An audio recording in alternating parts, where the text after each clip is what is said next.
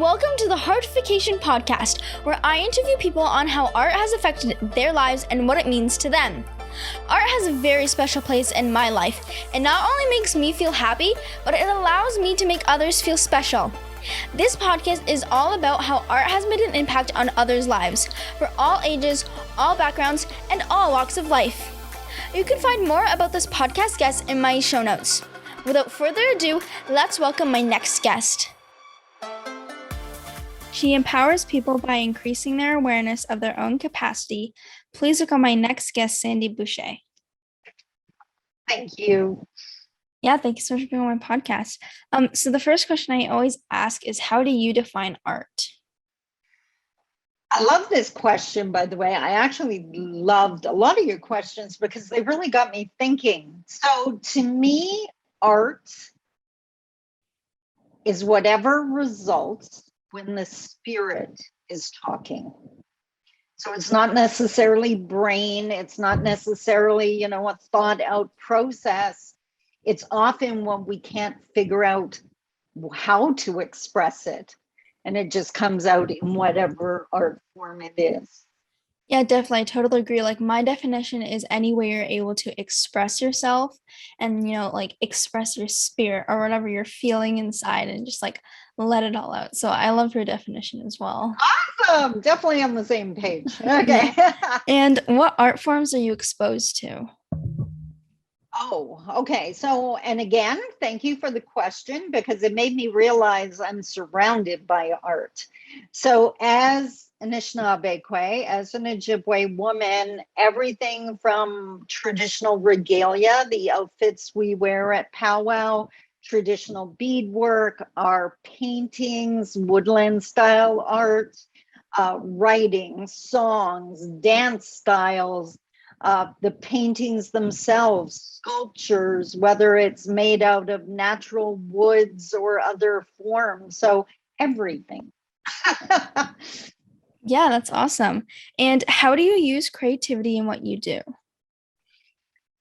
I love this one because everything about my career, I can talk.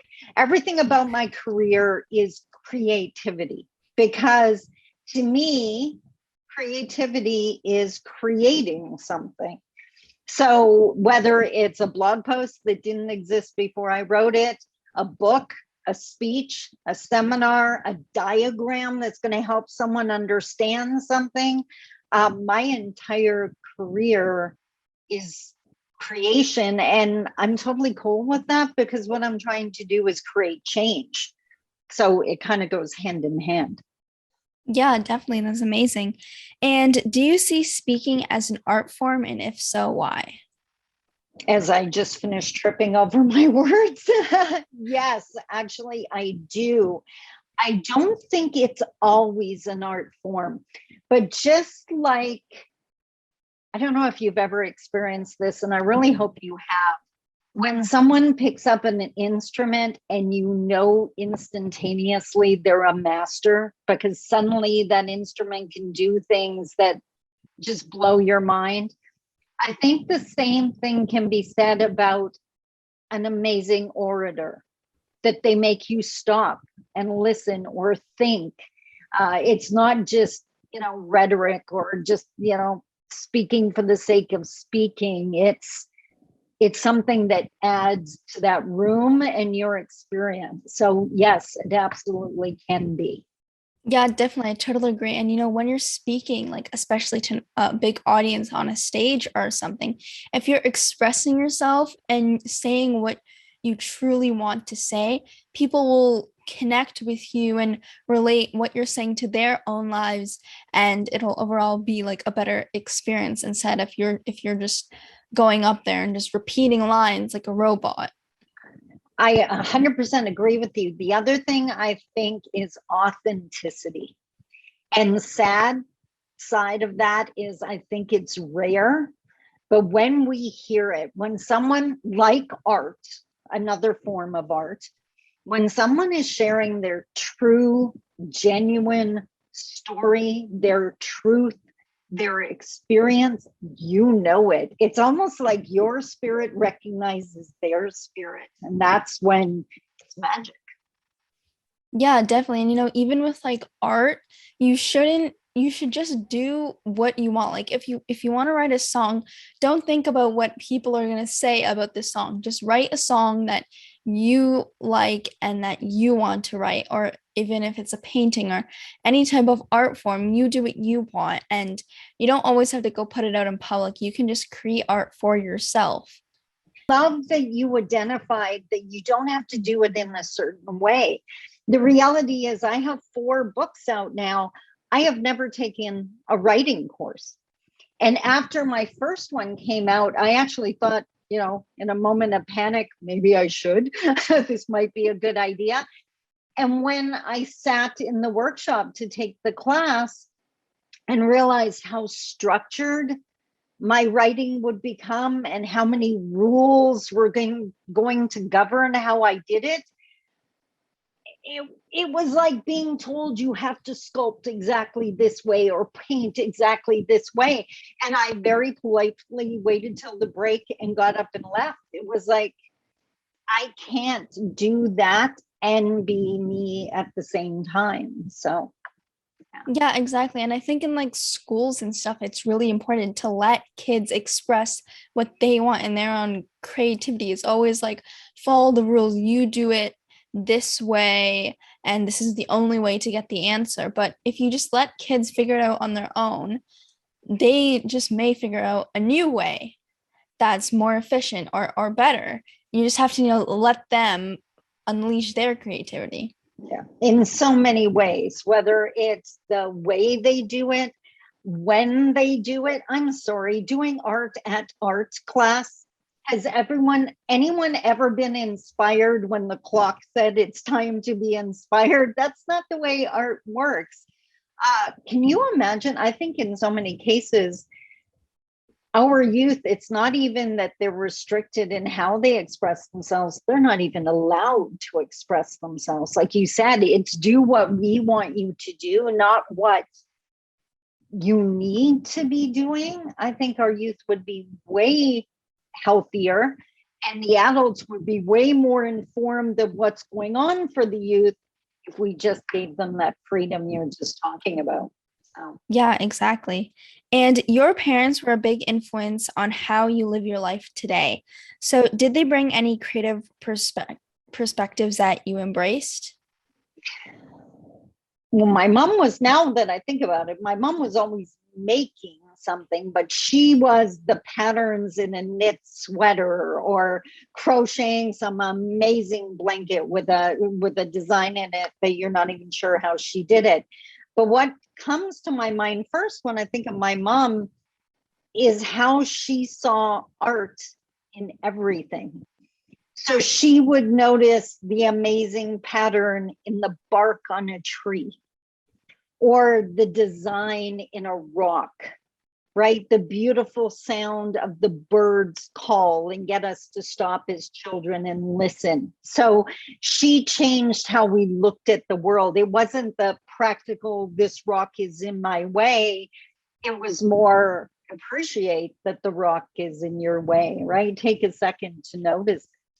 And my dad was the carpenter, the handyman, always building and fixing things. And he always tried to take mom's vision of something and make it into a practical item. But even if he was building a desk or beds or kitchen cupboard doors, there was a pattern to it. There was a design. There was always something that made it not just practical, that made it beautiful, that made it part of our home. So in their ways, and again, you're just really good at this. This is just another example of art doesn't have to be restricted to at an easel with a paintbrush, right? It can be expressed in so many ways. Yeah, exactly. And as you were saying, like nature has so much art like in it, like as you saying, like the texture on the bark or the trees. And every time we go for like a drive or we go somewhere in nature, I'll always think, how would I paint that? Like I remember a few weekends ago, me and my family went to a Bayfield on like the boardwalk, and we were sitting, and I was just thinking, how would I paint that? So I'm always thinking whenever I see nature, because I paint landscape. So I'm always thinking, how would I paint that? Because nature is an art, and the textures, the different textures and the different sizes is so cool. That is awesome. The one I think of, I'm always so envious of photographers and the way they can capture like the sunrise or something. So to me, if I see a beautiful lake or a beautiful landscape, to me, that's like a perfect postcard or that perfect image. I would not be able to capture it because I don't have that talent, but just knowing that that is worthy of being, copied and shared with everyone because it's just breathtaking, right? Yeah, I totally agree. And you had a very rough life going through issues with your relationship and experiencing a number of hardships along the way. So, did art play a role in helping you overcome these hardships? Yeah. And it was actually, it's funny because recently a few people have referenced my rough life, and I get what their point is. I've just never looked at it that way. So I was like, did I have a rough life? Because to me, it was a life, and a life always has challenges, and you can use those to build your wisdom and your skills and communication and whatever. So to me, it was just my life. That's what it was. As far as did art help, I have always said it would be easier for me to quit breathing than it would be to quit writing. I'm the woman that had a diary when she was like 8, and then that turned into journals. And my dad passed away when I was only 17, but I swear I wrote letters to him into my 30s because he's the one that would have sat there and just listened. So it's not even like he would have offered that feedback. So it was easy to put it in written form. As I got older, I wrote some letters to my mom that I never sent to her because to read it would have troubled her, but I just needed to get that out. I apologized to my kids in writing long before they were old enough to understand why I would do that. And I wrote letters to my future self and what the life I dreamed of having one day. So, and I think it's the same for every artist. I can't imagine my life without it, right? It wouldn't have been my life to not have that venue in the same, or that avenue in the same way that I'm certain a painter feels, or a sculptor, that that's just what we do. Yeah, definitely. That's awesome. And, with writing, it's such a great way to just let out all your feelings. Like, as you were saying, you had a diary when you were a kid, and I'm pretty sure so many little kids, have a diary, and whenever they're sad or they're happy, they'll go and they'll write it in their diary. And I remember I used to do that whenever we went on like trips. I used to write each day what we did. And now I look back and when I read the diary, all these memories just come back, and it's amazing. I hope you're right. I never thought of it until you just said it, but I'm not sure if young girls, boys, are using diaries anymore. And I hope they are, because that is a safe way to practice expressing often hard emotions, right? And hard things. And I hope they are. Everything's online now, and this is not to be shared. I mean, it's the idea that it's private is what makes it so perfect. I hope they are. Yeah, exactly. Hopefully, nowadays there's technology everywhere. But I think the thing without writing is you're actually physically writing what you want to say. So maybe like typing it on a laptop or something. Yeah. And I know when I'm out in the bush, I always say, I swear I can hear creator out there. The inspiration that comes to me. I always have a notebook and pen with me because technology out there wouldn't make a lot of sense. And I can just write pages and pages like it's being dictated to me, just like, wow, like I want to come back to the city for a break, which is the exact opposite of what we tell people. It's just a beautiful disconnect from all the insanity and a connection with that spirit, right? Yeah, definitely. I think that's really important to do, especially with like the stress of everyday life. And you need to just sometimes sit down and release all of your emotions of just building it up inside of you. Exactly. Exactly. And what is the role of art and creativity for the Indigenous people? Well, I think it's always been central to our culture. It's always been important to us, always with that practical slant to it. But nowadays, I think it's two-sided. So on one side, I can think of many Indigenous artists who use their art in whatever form to express things that maybe the others wouldn't understand yet, right? Maybe to them, it's just going to be an amazing painting, but when they're ready, it's going to be so much more than the painting. And on the other side, I know some intentionally use their art to say things they were afraid to say. That if they verbalized it, the backlash could be intense and they're not comfortable with that.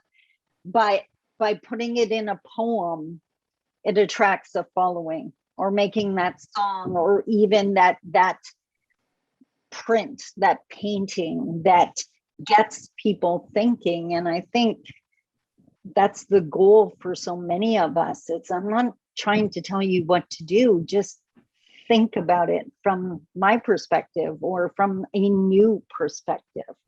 So I think it's instrumental in moving the country forward, to moving our causes and concerns forward. And it's just fun. It's a great escape. I do traditional beadwork, and when the world gets crazy, I do my beadwork one bead at a time. It's like time just slows down. I look up and 8 hours have passed. And it's like, how in the world did that happen? But when you just go inside and just enjoy it, it's perfect.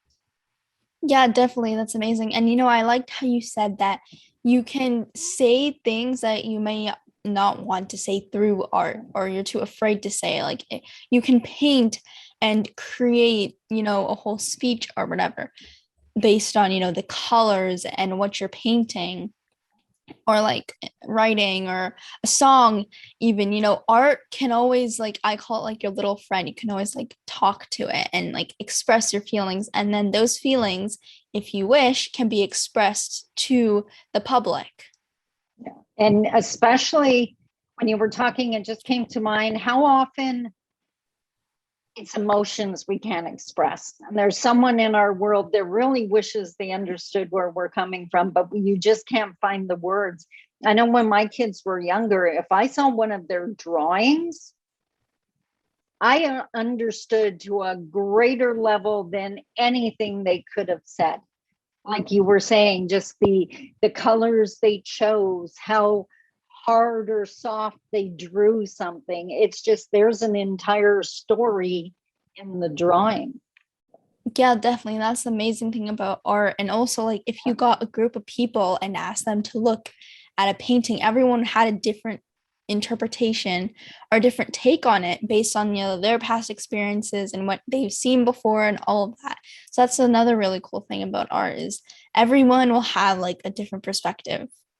Yeah, I love that about art. I don't want to see the a chair, even though if you do the chair right, I'm going to be wondering about that chair and why it's alone in a room. Right. So not just the postcard of a great place, but just those paintings that are open to interpretation. And the reality is, when you think about it, everything on the planet's open to interpretation. We can't help but see our surroundings through our lens, right? And it might help to remember that we're the only one that sees it that way. Others might be similar, others might be complete opposite, but we all have a different lens. Yeah, exactly. And art can be therapeutic, and it can help people through difficult situations. So has art ever helped you through a difficult situation? Like I mentioned earlier, my life. Grieving, definitely during times of grief, it was a huge help. Confusion, I mean, you can say goofy things in a journal, right? Like, and I always kind of like you were saying, art is a friend. I love that, by the way. My diary was a person. I was writing to this, like my pen pal kind of thing. And I was like, can you believe what they did? Like, what am I supposed to do with that? And I would say things like that in writing as if we were having this amazing conversation. So I guess my journals was my imaginary friend. Yeah, that's awesome. So, And are you attracted to any particular artist? as far as an author is concerned, Richard Wagamese comes to mind right away. So, Indigenous author, he's no longer with us. We lost him a few years back. But what fascinated me about him was he wrote nonfiction, or he wrote fiction, I should say, and I write nonfiction.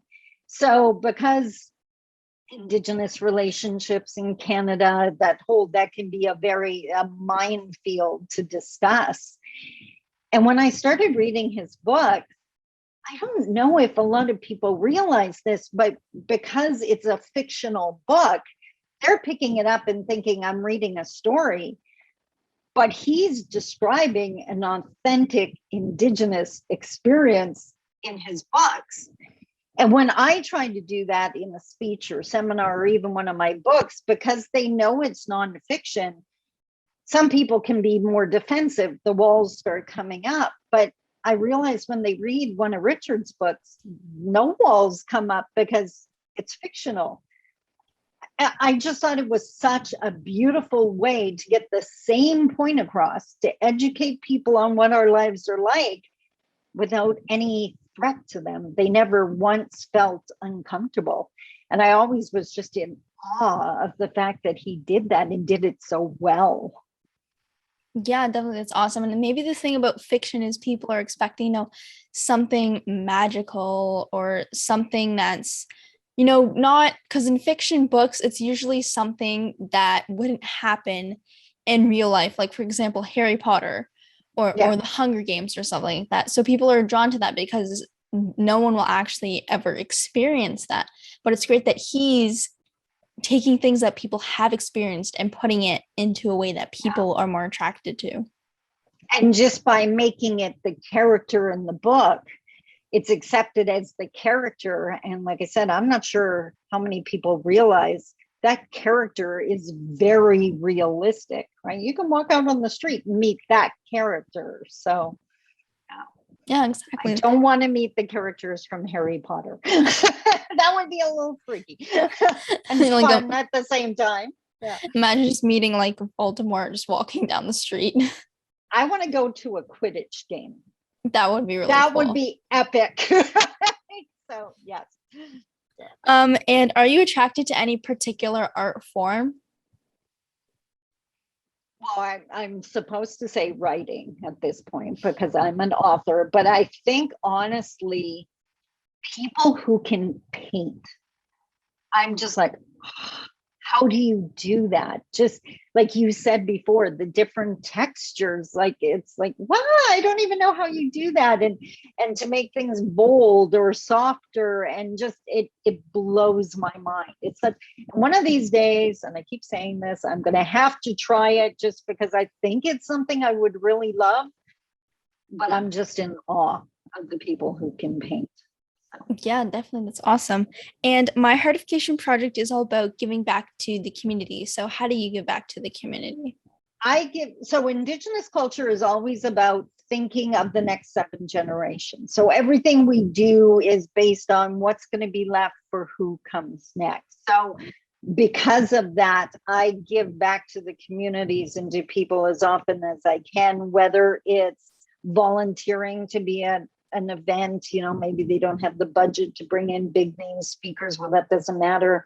I can support the cause. I dedicate or donate books on a regular basis, especially to youth that can identify with my journey so that maybe they'd find the inspiration in that. I've mentored many young people. So yeah, in in whatever opportunity presents itself to me. So I don't consciously go looking for it, but it's amazing how many opportunities show up just by being open to them. So Yeah, definitely. That's awesome. And how would you like people to get in touch with you? oh, that's easy. SandiBoucher.com. So Sandy with an I, and everything goes through my website. So my email is sandy@sandiboucher.com. So on there, you find my blog posts, you find my prints that came out of my first and second books, everything, my seminars, everything I do is on the website. So Yeah, that's awesome. Well, thank you so much for being on my podcast. thank you for inviting me. It was fun. I love I needed the reminder of how much art is in my life. So thank you. Thank you for listening to this podcast. Remember, if you want to find out more about this guest, please go to my show notes where I have all the links needed. If you enjoyed this podcast, please subscribe to my podcast series and help me by sharing it, leaving a rating, and a comment. I hope you join me on my next podcast. Bye for now.